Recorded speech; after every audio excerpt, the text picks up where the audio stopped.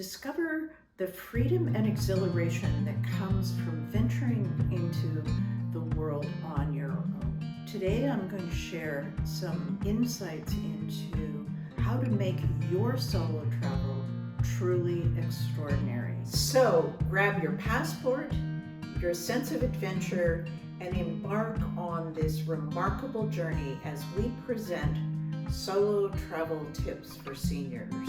Your passport to exploration, friendship, and self-discovery.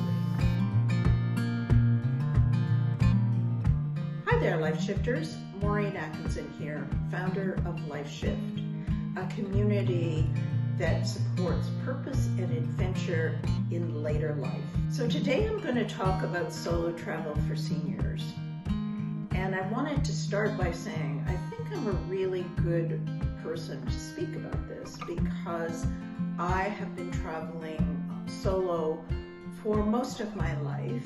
I've been to Mexico and Asia on trips by myself, and so I think I'm pretty well qualified to give you advice on how you can make your solo trip really wonderful and a great experience.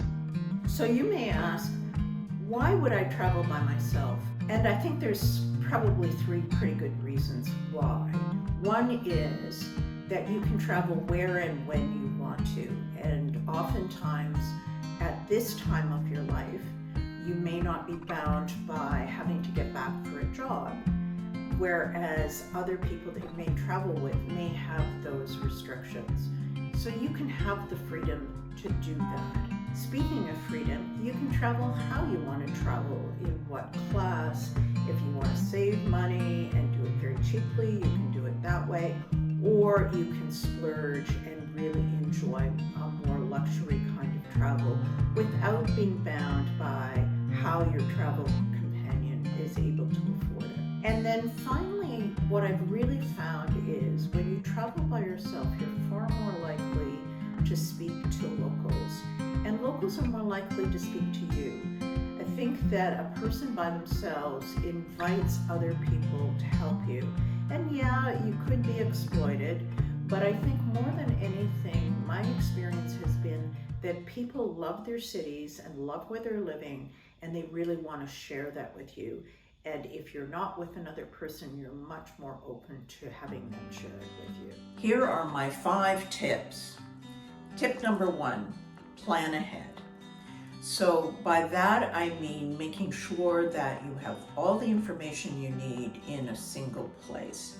And for a simple trip, it may be just a couple of confirmations. For a complicated trip, I do a spreadsheet, which includes flights, hotels with all the confirmations, and so you really can kind of see how your trip is laying out and what are the things that you want to add to it.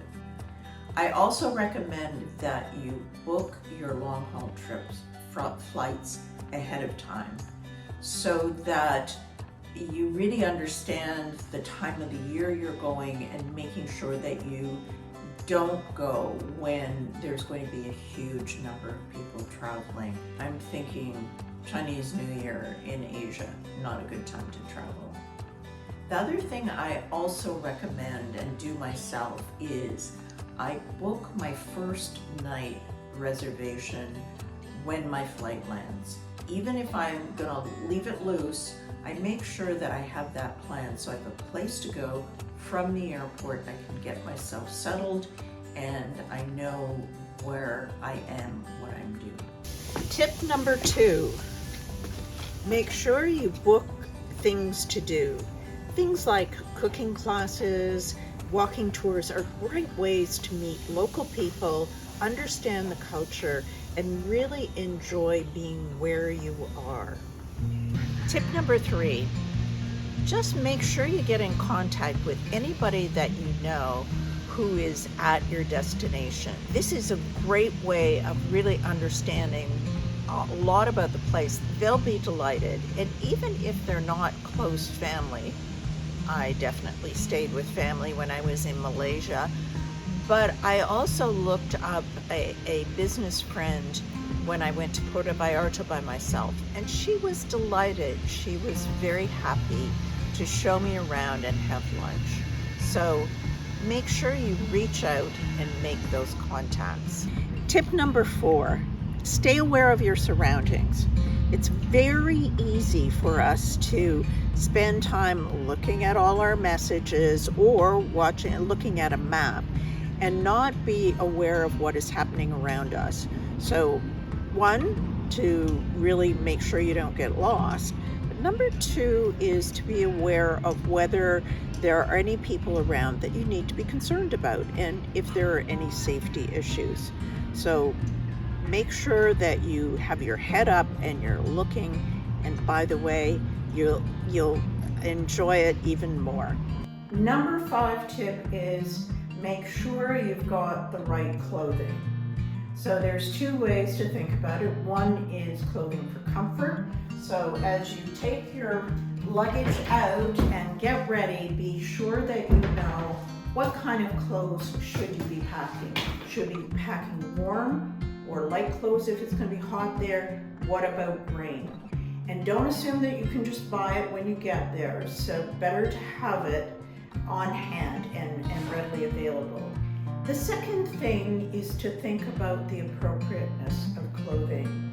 So when I went to Malaysia, which is a Muslim country, it's important to understand that covering yourself, particularly your shoulders and your knees, will make you a better tourist and will make you more comfortable in that environment. So just think ahead, do a little bit of research about what will be appropriate for where you are.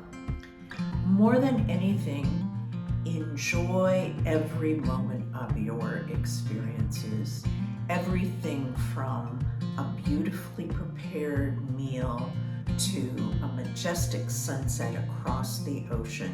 Live in the moment and store up those great memories.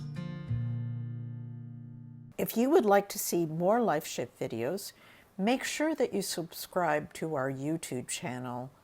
Don't forget to sign up for regular emails on our website at www.lifeshift2isInshift.com.